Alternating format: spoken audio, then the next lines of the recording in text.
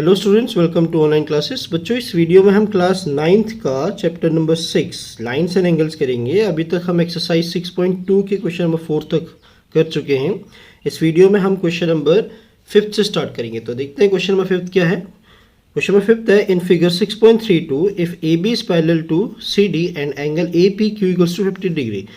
ए B दो lines हैं, A B और सी डी एक दूसरे के पैरेलल दे रखी हैं और एंगल ए पी क्यू यानी कि ये वाला एंगल हमें 50 डिग्री दे रखा है।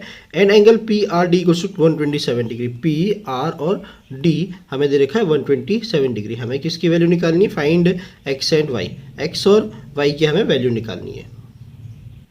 तो बच्चों, लाइन्स हमें पैरेलल दे रखी हैं और एक्स और वाई की वैल्यू निकालनी है। बहुत सारी चीज़ें हमें दे रखी है यहाँ पर, यानी कि एंगल ए पी क्यू दे रखा है, पी आर डी दे रखा है, लाइन्स पैरेलल दे रखी हैं। तो इन सभी की मदद से हम एक्स और वाई की वैल्यू निकालेंगे। आपने सीखा है बच्चों कि अगर दो लाइन्स पैरेलल होते हैं तो उनके corresponding angle, alternate interior angles, alternate exterior angles, ये सारे के सारे बराबर होते हैं। Angle on the same side of transversal lines का सम 180 डिग्री होता है। ये सारी प्रॉपर्टीज़ आपको याद होनी चाहिए, तब आप एकदम से आंसर कैलकुलेट कर पाओगे। अब हमें दे रखा है ए बी और सी डी पैरेलल है। अब पी क्यू को अगर मैं देखूँ तो पी क्यू क्या है? हमारे पास ट्रांसवर्सल लाइन है। और ये देखो, कल भी बताया था मैंने आपको कि अगर जेड बन रहा है तो हमेशा अल्टरनेट इंटीरियर एंगल बनेगा। तो ये ए पी क्यू आर ये कौन से शेप में आ रहा है? जेड के शेप में आ रहा है। तो ये 50 और एक्स क्या है हमारे पास? अल्टरनेट इंटीरियर एंगल है। क्योंकि ए बी और सी डी पैरेलल दे रखे हैं तो अल्टरनेट इंटीरियर एंगल क्या होंगे? इक्वल। तो मैं डायरेक्टली कह सकता हूँ कि एंगल एक्स यानी कि एक्स की वैल्यू क्या आ गई हमारे पास? 50। तो एक तो क्लियर हो गया, एक्स की वैल्यू आ गई। अब दूसरा हमें निकालना है वाई। अब वाई कैसे निकाले? तो वाई मुझे दिख रहा है ए बी वाले लाइन पे। कौन सी लाइन पे दिख रहा है? ए बी वाले लाइन पे। अगर मैं कैसे ना कैसे इस एंगल को निकाल सकूं,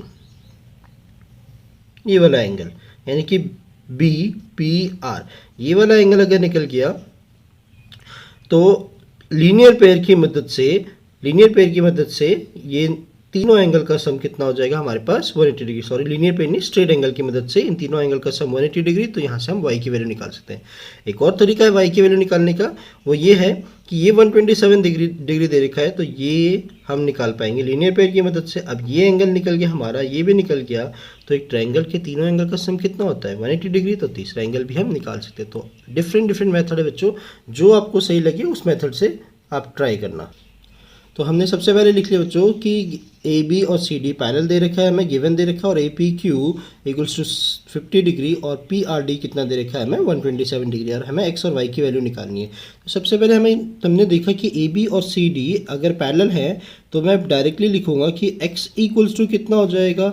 50 डिग्री हो जाएगा। और रीज़न क्या होगा इसका? Alternate interior angle. Alternate interior angle. X तो निकल गया हमारे पास। अब वाई निकालने के दो मेथड बताए थे, जो आसान सा लगे उस मेथड से आप ट्राई करना। हम निकालेंगे इसको इस वाले मेथड से। इसको मैंने मान लिया एंगल 1। अब एंगल 1 प्लस में एंगल पी आर डी कितना हो जाएगा? 180 डिग्री हो जाएगा। रीज़न क्या होगा इसका? क्योंकि angle on the same side of transversal line है, यानी कि को इंटीरियर एंगल बताया था आपको। को इंटीरियर एंगल। तो एंगल 1 कितना आ जाएगा हमारे पास? 180 minus angle P R D की वैल्यू कितनी है हमारे पास? 127। तो एंगल 1 आ गया हमारे पास 3। 7 माइनस 2 कितना आ जाएगा हमारे पास? 5। तो 53 डिग्री आ गया एंगल 1। अब इन तीनों एंगल का सम कितना होगा बच्चों? एंगल 1 यहाँ पर एंगल 1 प्लस में y प्लस में 50 डिग्री कितना आ जाएगा हमारे पास? 180 डिग्री। रीज़न क्या होगा इसका? Straight angle.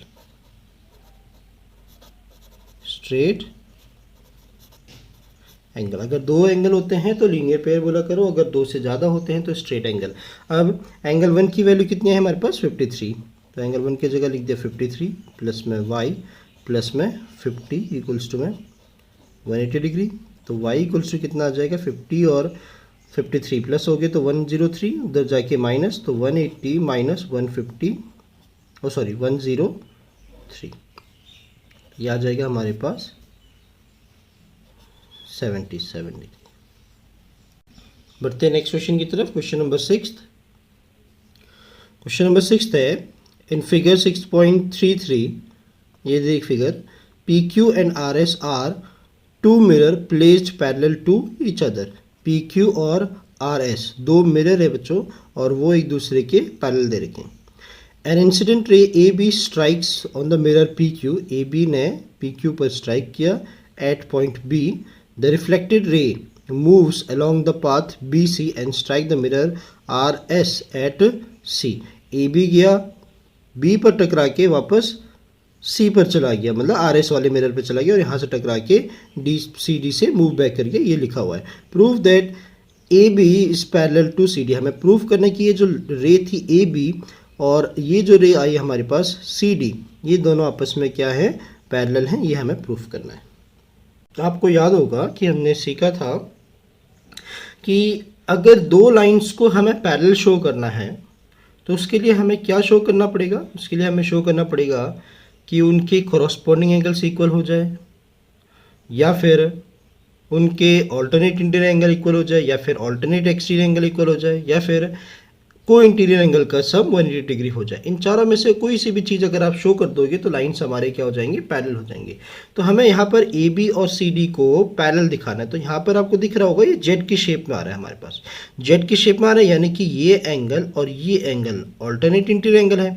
अगर मैं शो कर दूँ कि ये एंगल बी यानी कि और एंगल सी अगर इक्वल हो जाए, यानी ऑल्टरनेट इंटीरियर एंगल इक्वल हो जाए, तो मैं कह सकूंगा कि लाइन ए बी और सी डी क्या हो जाएगा, पैरेलल। तो मेन काम क्या है हमारे पास, इन दोनों एंगल्स को इक्वल शो करना।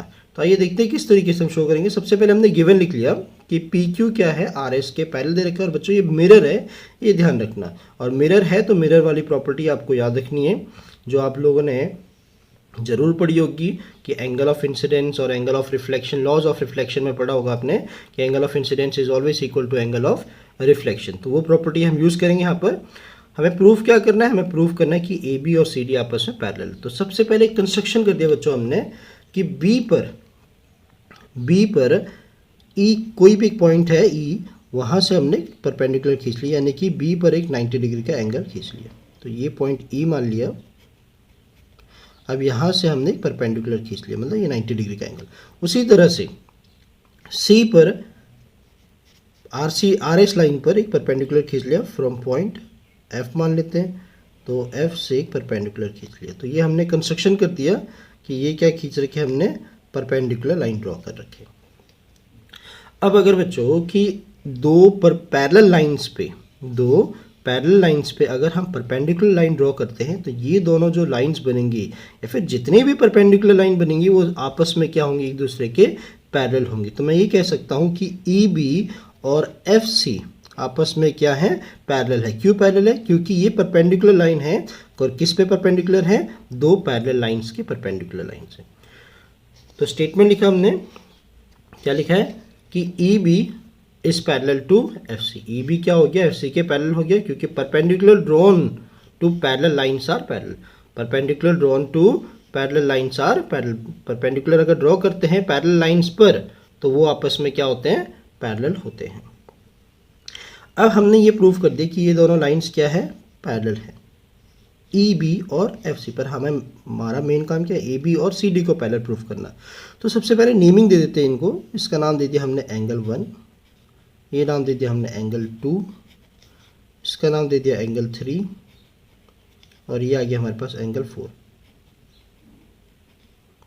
अब बच्चों आप लोगों ने लॉज ऑफ रिफ्लेक्शन में पढ़ा होगा कि अगर कोई भी रे एक मिरर पे टकराती है तो उतने ही एंगल से वो वापस भी चले जाती है। यानी कि एंगल ऑफ इंसिडेंस यानी कि एंगल 1 और एंगल ऑफ रिफ्लेक्शन यानी कि एंगल 2, ये दोनों आपस में क्या होंगे, बराबर होंगे। उसी तरीके से एंगल 3 और एंगल 4 भी क्या होंगे, इक्वल होंगे। ये क्या है, लॉज ऑफ रिफ्लेक्शन की वजह से। तो हमने लिख लिया कि एंगल 1 किसके बराबर है, एंगल 2 के बराबर, और एंगल 3 किसके बराबर है, एंगल 4 के बराबर। Angle of incidence is always equal to angle of reflection, या फिर सिंपल से आप ये भी लिख सकते थे laws of reflection, laws of reflection. अब एंगल 1 और एंगल 2 तो बराबर हो गए, 3 और 4 भी बराबर हो गए। अभी हमने देखा था कि ई बी जो है वो बच्चों सी एफ के पैरेलल है, तो आपको ये जेड दिख रहा होगा इस तरह से, ई बी सी और एफ, ये जेड की शेप में आ रहा है। और जेड की शेप में आ रहा है तो एंगल 2 और एंगल 3 कौन से एंगल हो गए हमारे पास? ऑल्टरनेट इंटीरियर एंगल हो गए। और ई बी और सी एफ पैरेलल हैं तो ऑल्टरनेट इंटीरियर एंगल क्या होंगे? इक्वल होंगे। तो बस वही लिख दिया हमने कि ई बी क्या है? सी एफ के पैरेलल है, और बी सी क्या है? हमारे पास ट्रांसवर्सल लाइन है। तो एंगल 2 और एंगल 3 क्या हो जाएंगे हमारे? इक्वल हो जाएंगे ऑल्टरनेट इंटीरियर एंगल से। Angle 2 equals to angle 3 by alternate interior angle. अब ये हमने फर्स्ट इक्वेशन मान ली, इसको सेकंड इक्वेशन मान ली। अब देखो एंगल 1 किसके बराबर है? एंगल 2 के बराबर है। 2 किसके बराबर है? 3 के बराबर है। और 3 किसके बराबर है? 4 के बराबर। तो क्या कंक्लूजन ले सकते हैं हम इसमें से? हमने बोल सकते हैं कि एंगल 1, 2, 3, 4 ये चारों एंगल आपस में क्या है? बराबर है। एक बार दोबारा सुनिएगा, एंगल 1 2 के बराबर है, और 2 किसके बराबर है? 3 के बराबर है, और 3 किसके बराबर है? 4। तो मैं कह सकता हूँ कि एंगल 1, 2, 3, 4 आपस में क्या है? बराबर हैं। तो हमने लिख लिया from first second angle 1 equals to angle 2 equals to angle 3 equals to angle 4। ये चारों के चारों एंगल आपस में क्या है? बराबर है। पर हमें दिखाना क्या था? हमें शो करना था कि एंगल बी और एंगल सी आपस में बराबर है। और एंगल बी में हमारे पास कौन से एंगल बन रहे हैं? किस दो एंगल से बन रहे हैं? एंगल 1 और एंगल 2 की मदद से बन रहा है। तो क्या अगर मैं एंगल 1 और एंगल 2 को प्लस करूंगा तो वो 3 और 4 के बराबर होगा? नहीं होगा। हमने इन दोनों का पेड़ ले लिया, इन दोनों का पेड़ ले लिया, तो वही कि हमने एंगल 1 प्लस में एंगल 2 बच्चों किसके बराबर होगा? 3 प्लस 4, क्योंकि 1 2 3 4 आपस में बराबर था, तो दो दो को हमने साइड साइड कर दिया। तो एंगल 1 प्लस एंगल 2 किसके बराबर? एंगल 3 प्लस एंगल 4 के बराबर। और 1 और 2 मिला के कौन सा एंगल बना रहा है? A B C. तो लिख लिया ए बी सी। और 3 और 4 मिला के कौन सा एंगल? सी बना रहा है? B C D. तो 3 4 की जगह में क्या लिख दिया? B C D. अब दोनों के दोनों एंगल किस तरह के थे? ऑल्टरनेट इंटीरियर एंगल थे। तो angle A B C and B C D are alternate interior angles and are equal. Equal भी हैं तो मैं क्या बोलूंगा कि ए बी और सी डी क्या हो गया? आपस में पैरेलल हो गए। यही हमें शो करना था।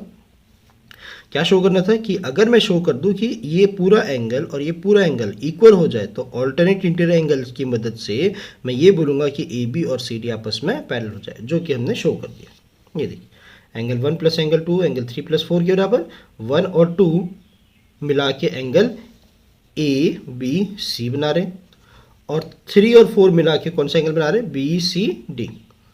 तो ए बी सी और बी सी डी बराबर, ए बी सी और बी सी डी बराबर, और ऑल्टरनेट इंटीरियर एंगल हैं, ये इक्वल भी हैं। तो हम कहेंगे कि ऑल्टरनेट इंटीरियर एंगल की मदद से ये दोनों लाइन क्या होगी? आपस में पैरेलल होगी। होप आप लोग को समझ में आ गया हो। आज के लिए बस इतना ही बच्चों, मिलते हैं नेक्स्ट वीडियो में। तब तक आप इन्हीं क्वेश्चंस की प्रैक्टिस करें।